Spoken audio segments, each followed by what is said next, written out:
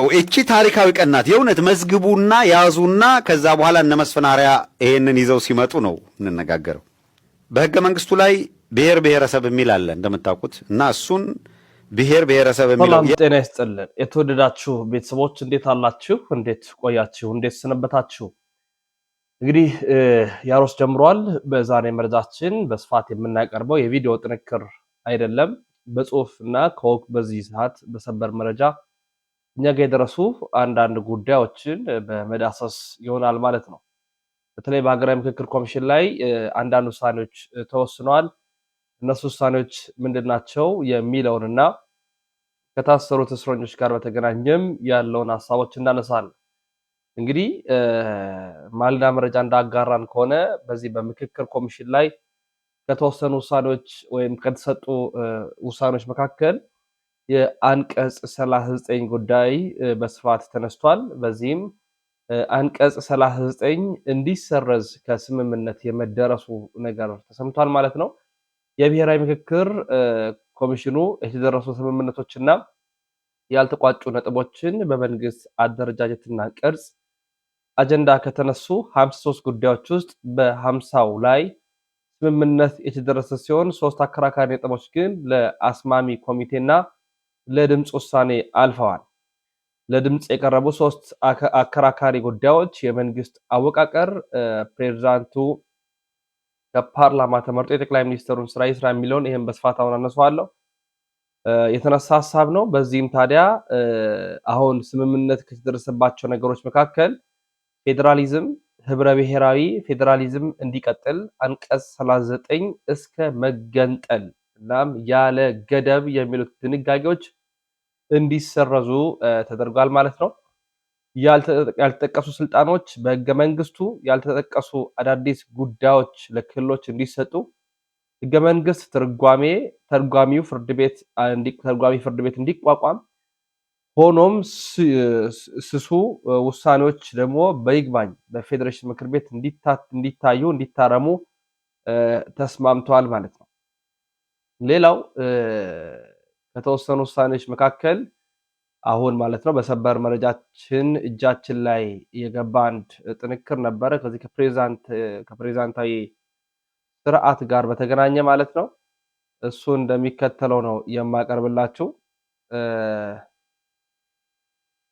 እሱ ምንድነው እንግዲህ የምክክር ኮሚሽኑ እንደምናውቀው ለብዙ ጊዜያት ሲወያይበት ሲነጋገርበት የነበረው ጉዳይ ነው። ታዲያ በስተመጨረሻ የፕሬዝዳንታዊ ስርዓቱ ሰምሮ ወይንም ውሳኔ አግኝቶ ዘሪፖርተር በመጨረሻ ያጋራን አንድ መረጃ አለ ማለት ነው። እሱ መረጃ ምንድነው የሚለውን እንደሚከተለው አሁን አቀርብላችኋለሁ።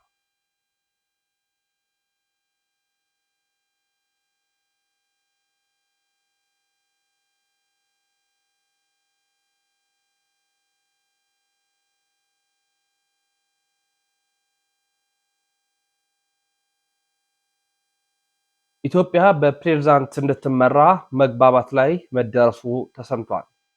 ዘሪፖርተር በዘገበልን መረጃ መሰረት ኢትዮጵያ በጠቅላይ ሚኒስትር ቀርቶ በፕሬዝዳንት እንድትመራ የመንግስት አደረጃጀትና ቅርጽ እንዲሁም የፖለቲካ ስርዓት፣ የፖለቲካ ውክልናና የምርጫ ስርዓት አጀንዳ ላይ የ500 ቡድን ተመካካሪዎች ሙሉ በሙሉ በምክረ ሐሳብ ደረጃ መግባባት ላይ መድረሳቸው ተሰምቷል።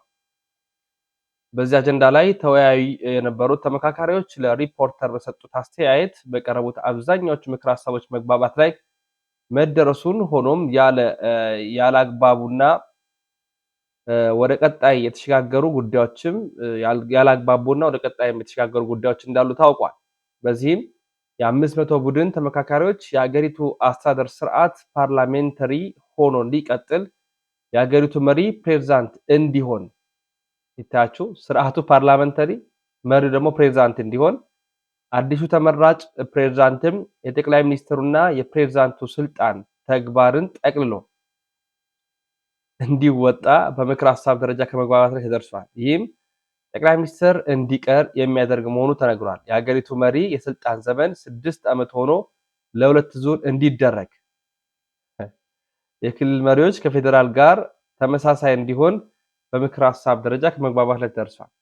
ይታያችሁ ስርዓቱ ምንድነው? ፓርላመንታሪ ነው። የሀገሪቱ መሪ ፕሬዝዳንት ነው። መቼና እንዴት አስቀድሞ የወጣውን ደግሞ መረጃ አቀርብላችኋለሁ። ኋላ አንድ ማሳያችሁ ቪዲዮ አለ። አስቀድሞ የነገር ተወስኖ እንኳን እንደነበረ የሚያስመስል ማለት። ሌላው ከወጡት መረጃዎች መካከል በስፋት የተጠቀሰው የዚህ ቅሬታ ያቀረበው እናት ፓርቲም አንድ ያወጣው ቅራኔ ነበረ። በተለይ ያለው ነገር የተደረገ ያለው ነገር ትክክል አልመስል ሲለው ጫና የተደረገ ነው፣ ይሄንንም ልቀበለው አልችልም ሲል እናት ፓርቲ አውጥቷል። እናት ፓርቲ ምን አለ? ሐሳቡን ብቻ ላቅርብላችሁ። የምንመካከረው በብሔራዊ መግባባት ሀገርን ለማነጽ እንጂ የቡድን የበላይነትን ለማንበርና ሌላ አዲስ የእርስ በርስ ጦርነት ለማዋለድ አይደለም። በሀገራዊ ምክክር ሂደቱ ላይ እናት ፓርቲ ሰጠ ያቋም መግለጫ ነው። እንግዲህ ብዙ ሐሳቦችን ጠቅለል አድርጎ ነው ያነሳው። ከነዚህ ሐሳቦች መካከል የተወሰኑትን ብቻ ላንሳ። ምክክሩ ኢትዮጵያን ለማጽናት ሳይሆን እንዳለፈው ጊዜ ስሁት ትርክትና ህገ መንግስታዊ መሰረት ያለው የጨቋኝ ተጨቋኝ ትርክት ብሎም ሁሉ ለእኔ ብቻ ፍላጎት በአጠቃላይ ኢትዮጵያን እንደ ሀገርና ዋና መገለጫ ጌጦቿን ሁሉ ለድርድር ያቀረበ ነው ቢባል ማጋነን አይሆንም። በዚህም የምክክሩን ፍትሃዊነትና ቅቡልነት ጥያቄ ውስጥ የሚያስገባ ሆኖ አግኝተነዋል። ይህም ደግሞ ፓርቲያችን ሌሎች ተሳታፊዎች ከሂደቱ ራሳቸውን እንዲያገሉ እያስገደደ ይገኛል። ምክክር የቅንጦት ጊዜ ሁነት ሳይሆን የቀውስ ጊዜ መፍትሄ ማምጫ ውጥን ነው።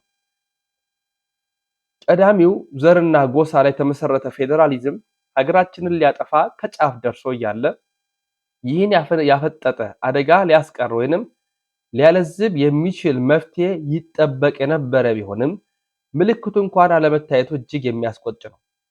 እንዲያውም ገና ምክክሩ ሳይጠናቀቅ አንዳንድ ክልሎች በስም ተጠርተው ሌላ ክልል ለማዋለድ ምክረ ሀሳብ ሲነሳ ብቻ በደስታ ይጨበጨባል። ሌላው ደግሞ ማን ነክቶን እያለ በማን ያለብኝነት መግለጫ ይሰጣል።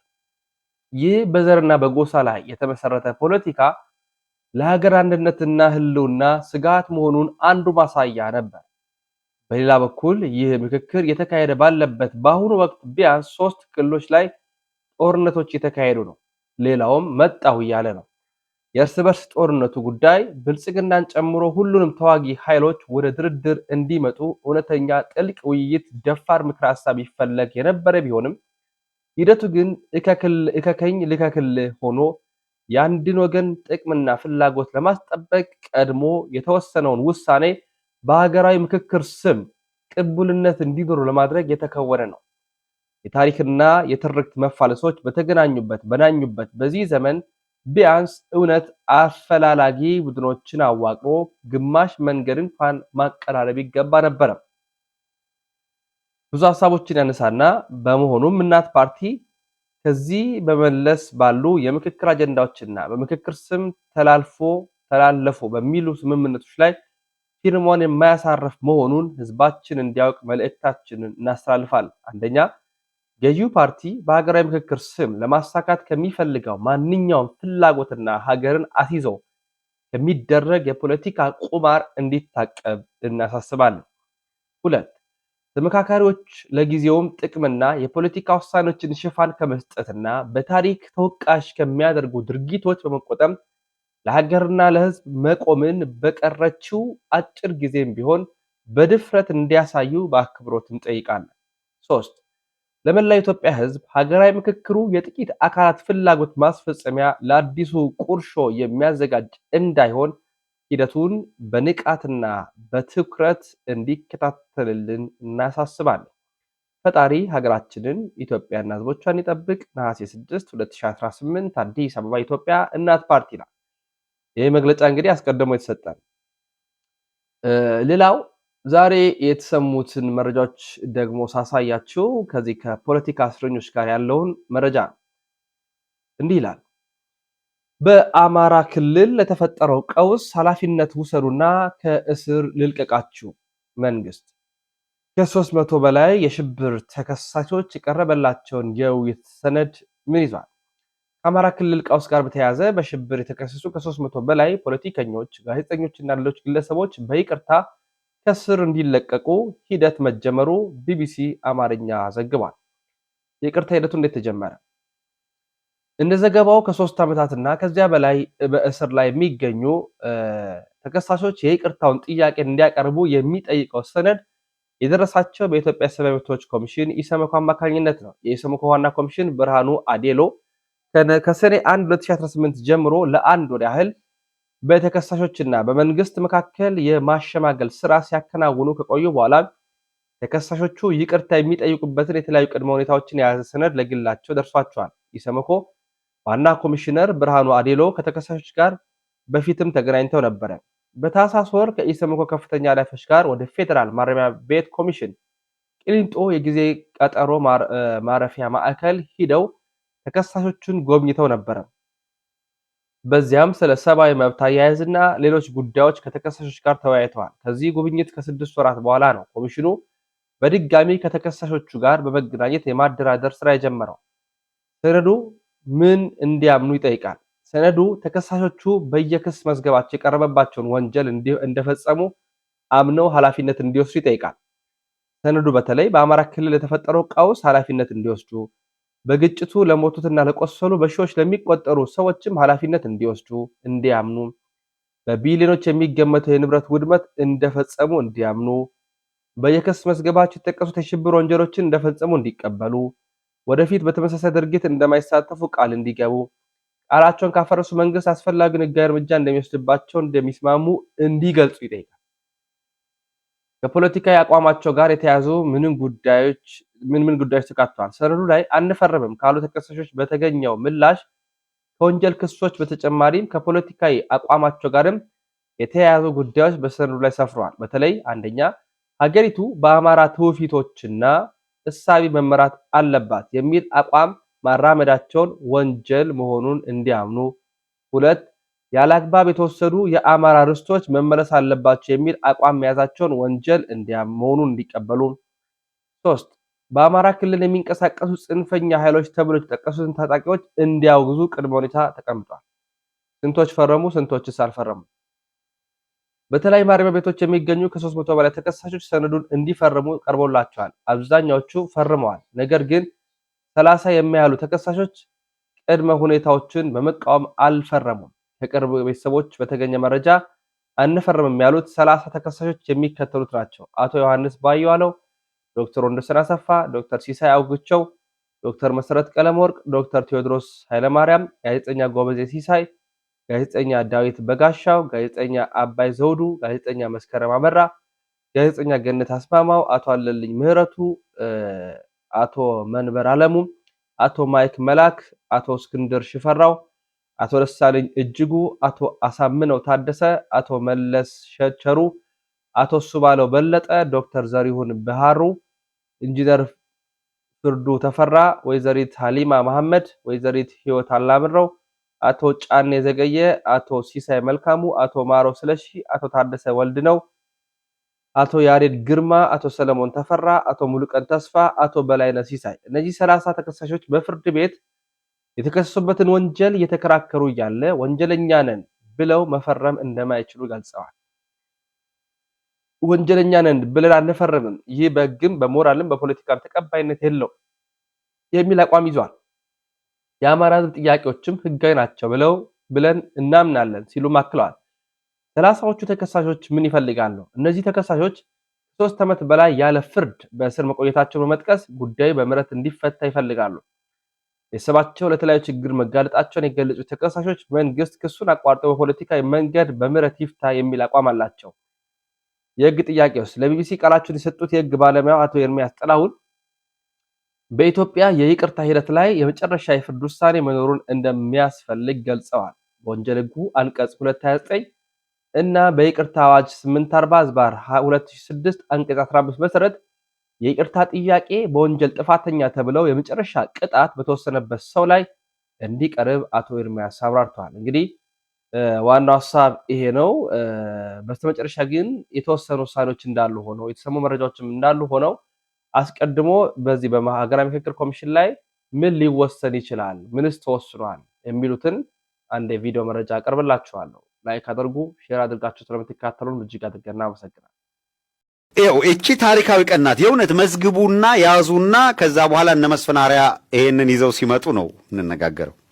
በህገ መንግስቱ ላይ ብሔር ብሔረሰብ የሚል አለ እንደምታውቁት እና እሱን ብሔር ብሔረሰብ የሚለው የልክ አሁን የብሔር ፖለቲካ ቀርቷል አይነት ጫወታ ሊያረግ ማለት ነው። እያንዳንዱ መዋቅሩ ሌላው ሁሉም ነገር እንዳለ ብሔር ብሔረሰብ የሚለው መጠሪያው እሱ ቀርቶ ማህበረሰብ ተብሎ ይጠራ በሚል ተቀምጧል።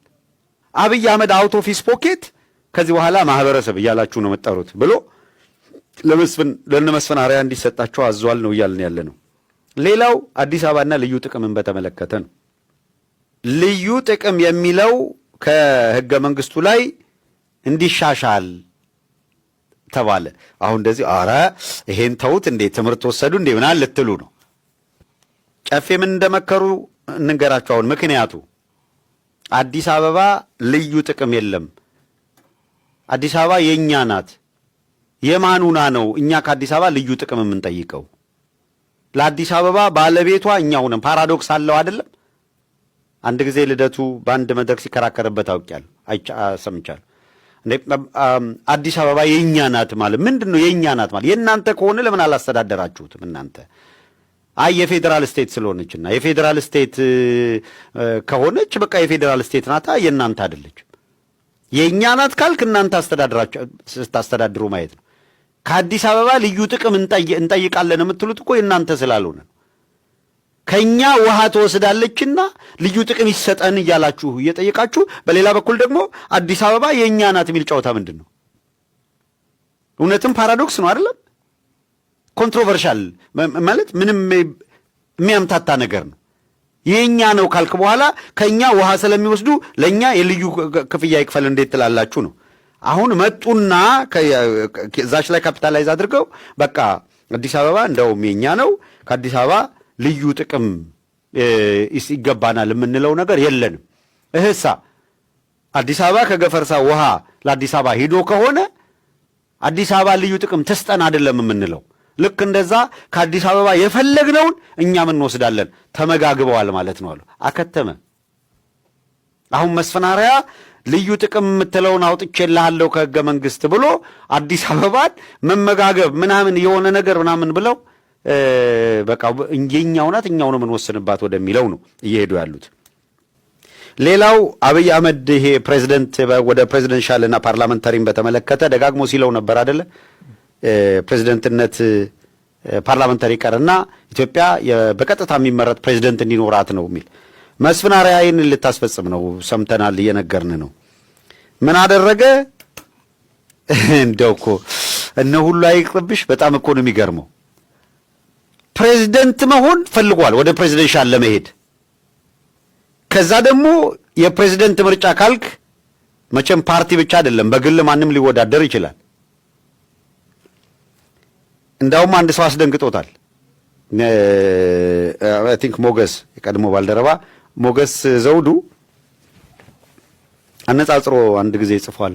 የቴዲ አፍሮ ሙዚቃ እንዳወጣ ቴዲ አፍሮና አብይ አህመድ ለፕሬዚደንትነት ይወዳደሩ ቢባል ለቁጥር ሊገናኝ በማይችል ደረጃ ዘርሮ አሸንፎት መሪ ይሆናል አለ። ይህንን የሚያሳይ ብሎ ምልክቶች ዳታ ያመጣ ነበር። ሰው አብይ ሲያስበው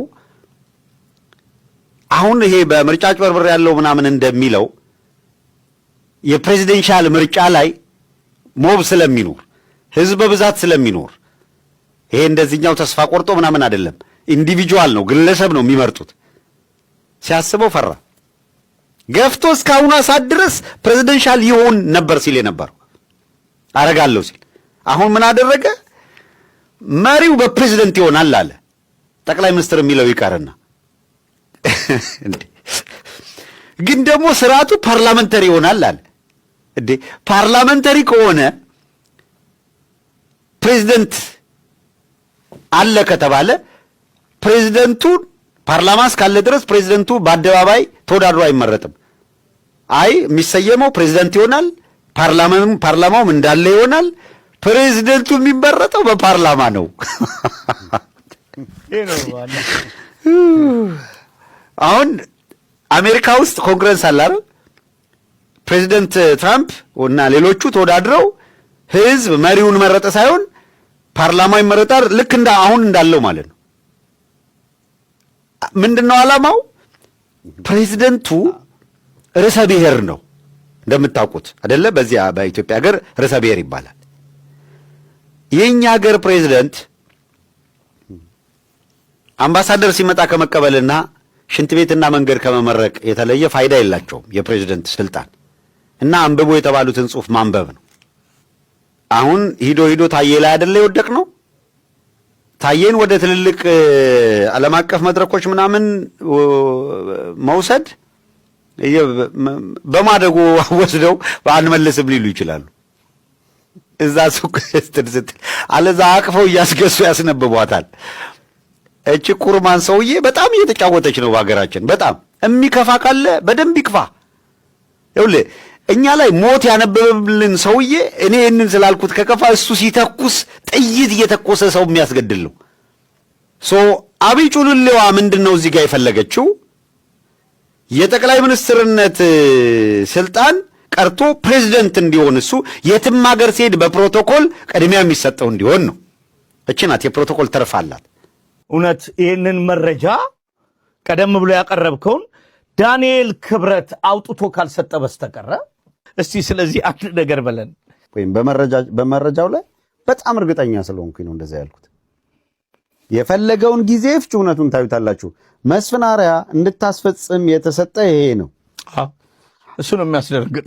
ከአብይ እኔ ጋር አልደረሰም ካልከው ቀድመን እኛ ደረስንህ፣ በሚዲያ ደረስንህ አልኩ።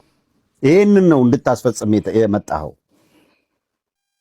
የተወደዳችሁ ቤተሰቦች የዛሬ ቪዲዮ መረጃ ማስረጃዎቻችን እኚህን ይመስላሉ። በሌሎች መረጃዎች እንመለሳለን። ሰነባበትን።